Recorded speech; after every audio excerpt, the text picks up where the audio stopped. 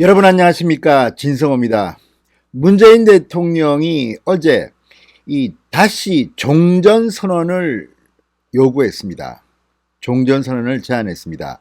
자, 문재인 대통령은 대한민국 국민이 북한군의 총에 피격당해 사살되고 시신이 불탄 바로 다음날 새벽에도 유엔을 통해서 종전선언을 제안한 바 있습니다. 물론 이 연설은 사전 녹화됐다고 하지만 어제 문재인 대통령의 영상은 사전 녹화된 게 아니었습니다. 대한민국 국민이 북한군에 총살당했는데도 문재인 대통령은 또 북한과 관련해서 종전선언을 제안한 겁니다. 자, 그런데 국제사회는 상당히 이 문재인 대통령에게 냉랭합니다. 어쩌면 문재인 대통령은 지금 미국으로부터 왕따를 당하고 있는 게 아닌가 싶을 만큼 차갑습니다. 문재인 대통령이 종전선언을 제안한 지 만 하루 만에 미국의 국무부 고위관리가 바로 받아버렸습니다. 찬물을 끼얹어버렸습니다. 북한에 대한 압박을 계속할 것이라고 공개적으로 발언했습니다. 자, 네퍼 부차관보인데요. 네퍼 부차관보 말고도 지금 미국의 조야는 문재인 대통령의 이 종전선언을 저 사람 왜 저러지 하는 그런 시선으로 바라보고 있습니다. 대한민국 대통령 맞습니까? 아니, 대한민국 국민이, 무장하지도 않은 대한민국의 국민이 북한군에 의해서 총을 맞고 목숨을 잃었습니다. 그런데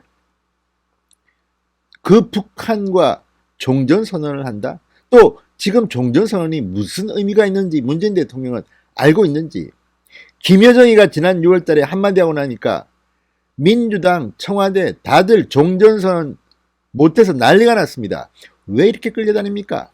여기에 대해서 하루 만에 미국이 문재인 대통령에게 찬물을 끼얹어 버렸습니다. 참으로 망신스러운 일입니다. 진성호의 융단 폭격 시작합니다. 문재인 대통령을 융단 폭격합니다. 방송에 앞서 아직 진성호 방송에 구독자가 아니신 분들은 붉은색 구독 버튼 눌러주십시오. 더 좋은 방송으로 보답하겠습니다. 자, 지금 미국은 대통령 선거가 임박했습니다. 트럼프 대통령이 코로나의 확진 판정을 받고 지금 상당히 논란의 대상이 되고 있습니다. 선거운동도 제대로 안 됩니다.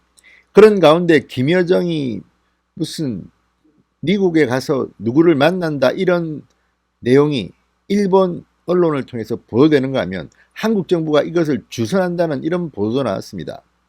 왜 우리는 이렇게 북한 앞에만 서면 작아지는 걸까요? 자, 마크 네퍼 미 국무부 한일 담당 부차관보가 8일 미 전략국제문제연구소 세미나에서 남북관계는 비핵화와 불가분이다. 압박을 지속해야 한다. 이렇게 말했습니다. 북한이 비핵화, 그러니까 핵을 포기하지 않는 한 압박을 지속할 수밖에 없다는 겁니다. 문재인 대통령의 종전선언 다들 비웃습니다. 참으로 집요한 문재인 정부의 이 종전선언 제안 희한합니다. 자, 문 대통령이 미국을 향해서 종전선언에 협력하길 바란다고 촉구한 바로 그 다음 날입니다. 미 국무부 고위관리가 마크 네퍼 부차관보가 이렇게 문재인 대통령의 발언에 찬물을 그냥 끼얹어 버린 겁니다. 네퍼 차관보는 우리는 항상 우리의 공동 목표인 비핵화와 북한 미사일 프로그램 해결과 손을 잡을 때, 이런 조건이 됐을 때만 남북관계가 개선되는 걸 봐왔다. 종전선언 같은 정치적 선언을 위해선 북한의 비핵화 의지를 끌어내는 것이 선결 과제라는 것을 의미하는 겁니다. 하필 문재인 대통령이 종전선언 제안을 한 바로 다음날 이 발언이 나왔다는 점을 주목해야 합니다. 자, 지금 미국 조야는 문재인 대통령의 종전선언 제안에 대해서 아주 냉소적입니다. 차갑습니다. 무엇보다도 대한민국 국민이, 민간인이 북한에서 총살당한 그 다음에 지금 문재인 대통령이 종전선언 운운하는 것이 과연 피살당한 유족들에 대해서는 어떤 심정을 갖게 하는지 알고나 있는지 모르겠습니다. 왜 이런 생각 없는 행동을 벌이는지 모르겠습니다. 자, 주한미국 부대사를 지낸 마크 토콜라 한미경제연구소 부소장은 이렇게 말합니다. 2018년 판문점 선언에서 합의한 내용을 상기시키는 것이고 새로운 것이 없다. 사실상 한국전쟁을 끝낸 상황에서 종전선언 협상이 왜 필요한지에 대해서 혼란스럽다. 그러니까 지금 종전선언 협정은 의미가 없다는 겁니다. 자, 이 인터뷰는 BOA 미국의 소리방송에서 밝힌 겁니다. 자, 해리 카지아니스 미 국익연구소 국장은 현재 대통령 선거를 앞둔 트럼프가 문재인 대통령의 제안에 답할 수 있는 상황도 아니다라고 했습니다. 그러니까 메아리 없는 외침을 지금 문재인 대통령 혼자 하고 있는 겁니다. 누구 들으라고 하는 말이겠습니까? 김여정? 김정은? 국제사회가 이렇게 냉소적인데 특히 유엔은 아마도 이번 대한민국 국민의 북한군의 총격 사건에 대해서 진상조사에 들어갈 것으로 보입니다. 이런 가운데 문재인 대통령은 왜 이렇게 희망 고문을 하는지 모르겠습니다. 그게 지금 의미가 있습니까? 자, 지금 미국 조야는 일제히 문재인 대통령의 이런 생각에 대해서 비판적인 견해를 보이고 있습니다.